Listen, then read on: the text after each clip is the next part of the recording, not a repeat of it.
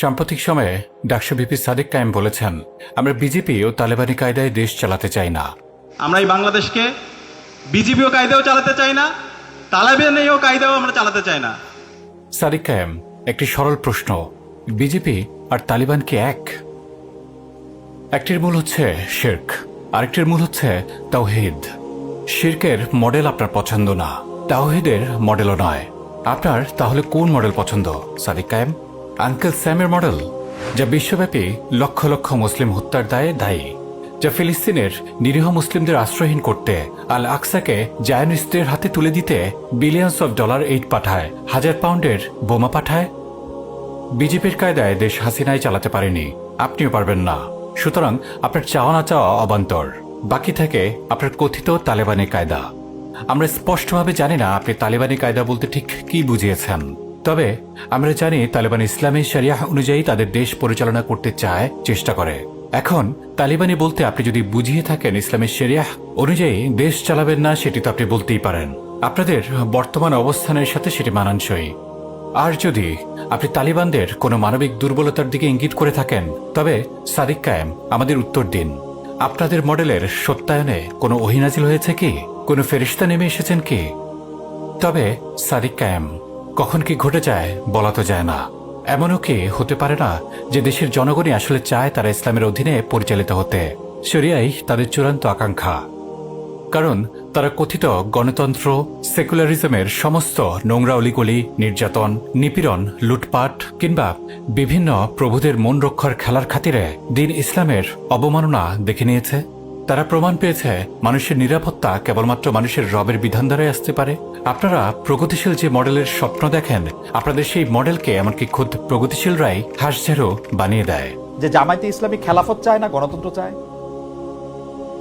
জামায়াতে ইসলামী খেলাফতের নীতির ভিত্তিতে একটা আধুনিক গণতান্ত্রিক রাষ্ট্র চায় বলে আমি মনে করি। এটা তো ডক্টর কালিম, এটা তো পুরোপুরি হাঁসঝাড়ু হইল। আপনারা সেই মডেলকে কি করে জনগণের সামনে পেশ করবেন সাদিক? কিভাবে আশা করেন দিনকে ভালোবাসা কোটি কোটি জনতা আপনাদের হাঁসঝাড়ু মডেলের দেশ চালানো মেনে নিবে? তখন কি আপনার দাবি টিকবে? সাদিক কায়েম, আপনি কি জানেন না দিনরাতসমূহ আল্লাহ পরিবর্তন করেন? আপনি কি সাক্ষী নন মহিলা ফিরাউনকে আল্লাহ পরাস্ত করে বিতাড়িত করেছেন? আপনি কি জানেন না আল্লাহ এই ব্যাপারে অত্যন্ত পরাক্রমশালী যে তিনি চাইলেই আপনাকে এবং আপনার আদর্শকে সমূলে পরিবর্তন করে এমন কাউকে নিয়ে আসবেন যিনি আল্লাহর আদর্শকেই উঁচু করে ধরবে এবং এই ব্যাপারে কাউকে পরোয়া করবে না।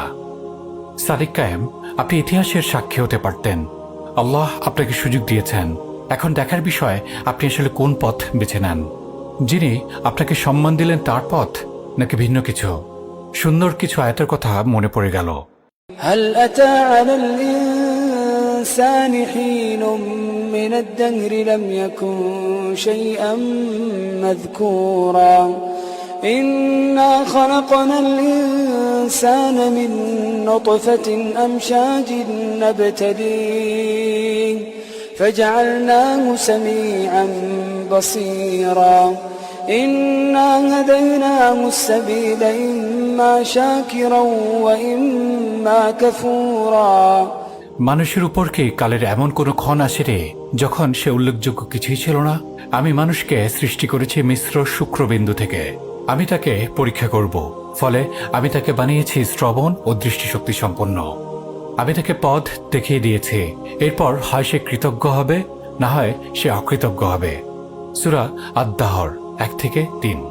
সাদিক কায়েম, আজ থেকে 100 বছর আগে আপনি কোথায় ছিলেন? আজ থেকে 100 বছর পরে আপনি কোথায় থাকবেন?